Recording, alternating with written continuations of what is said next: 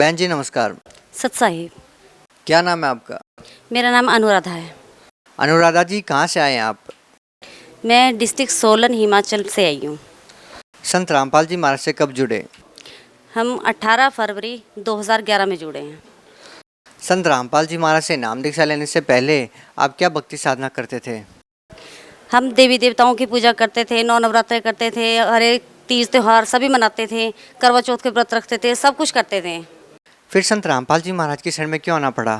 भगत जी कुछ तो ये घर के हालात भी ऐसे होते हैं, घर के कलह क्लेश थे काफ़ी ज़्यादा, और कोई ऐसा आध्यात्मिक लाभ नहीं था, कोई भौतिक लाभ नहीं, कुछ नहीं हो रहा था।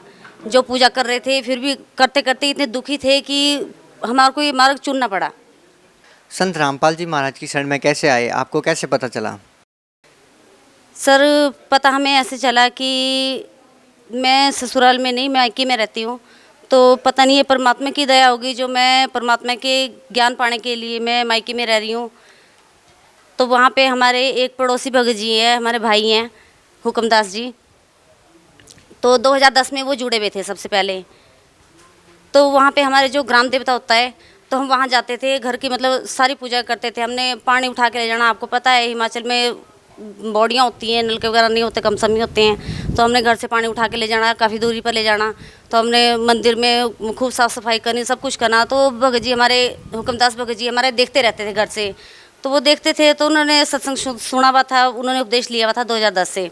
पर उन्होंने डायरेक्ट नहीं बोला है हमारे को कि तुम ये पूजा करो, ये व्यर्थ है, ये ऐसा नहीं है। तो उन्होंने अपनी भक्तमती को बोला कि आप इनको समझाओ कि जो ये पूजा कर रहे हैं वो सब व्यर्थ है, बाकी आप सत्संग सुना करो। उन्होंने इतना बोला, तो हम सत्संग सुनने लगे। तो उस दिन से ही हमने ये पूजा वगैरह सब छोड़ दी, जब से सत्संग सुनने लगे। तो सत्संग सुनने लगे, एक दिन ऐसा हुआ कि हुक्मदास जी के जो फादर थे उनकी डेथ हो गई।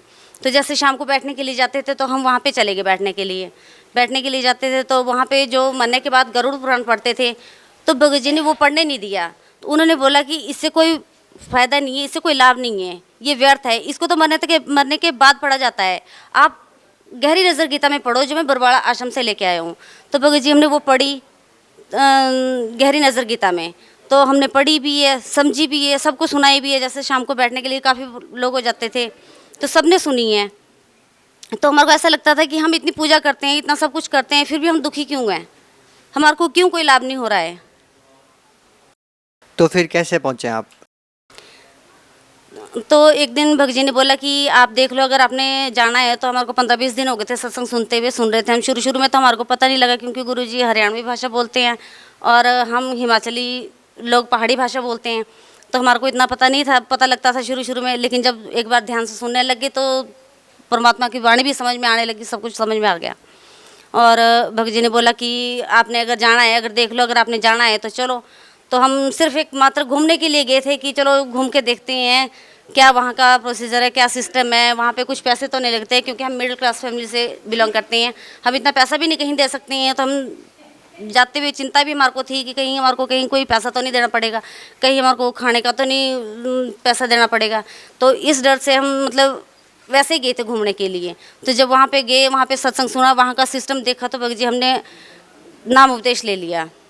संत रामपाल जी महाराज से नाम दीक्षा लेने के बाद आपको क्या लाभ मिला? सबसे बड़ा लाभ तो हमारे को ये मिला कि हमारे को आत्मिक शांति मिली। और लाभ तो बहुत सारे हैं, अगर परमात्मा के लाभ गिनाने लगूँ तो। लेकिन उसमें से एक मेन लाभ ये है कि मैं परमात्मा के संत रामपाल जी महाराज के द्वारा जो दी गई हमारे को दीक्षा है, मैं उसका सिमरन कर रही थी। तो सिमरन करते करते मेरे को सांप ने काट लिया। तो मेरे 1% भी कोई दर्द नहीं हुई, कोई स्वेलिंग नहीं आई, कुछ भी नहीं हुआ। और पूरा दिन बीत गया। तो शाम को जब मेरे भगत जी आए, तो बच्चे लगे कि बोलने की मम्मी के ऐसे ऐसे हुआ है और मम्मी दवाई लेने के लिए नहीं जा रही है। तो भगत जी ने बोला कि आप दवाई लेने के लिए चलो। तो मैंने बोला कि मेरे दर्द नहीं हो रही है, मेरी तकलीफ़ नहीं हो रही है, मेरे कोई प्रॉब्लम ही नहीं हो रही है, तो मैं जाऊंगी क्यों? मेरे पास संत रामपाल जी का वचन जो उपदेश है वो चल रहा है मेरा। तो भगत जी मैंने ना तो कोई दवाई ली और ना मैंने कोई इलाज करवाया, बल्कि घर वालों की ज़िद के ऊपर मैंने दूसरे दिन टेटनस का टीका लगवाया जाके सिर्फ। और क्या लाभ मिला आपको? और भगत जी घर में कलह क्लेश बहुत होते थे, उससे हमारी कोई कलह क्लेश नहीं होता है, कुछ नहीं होता भगत जी।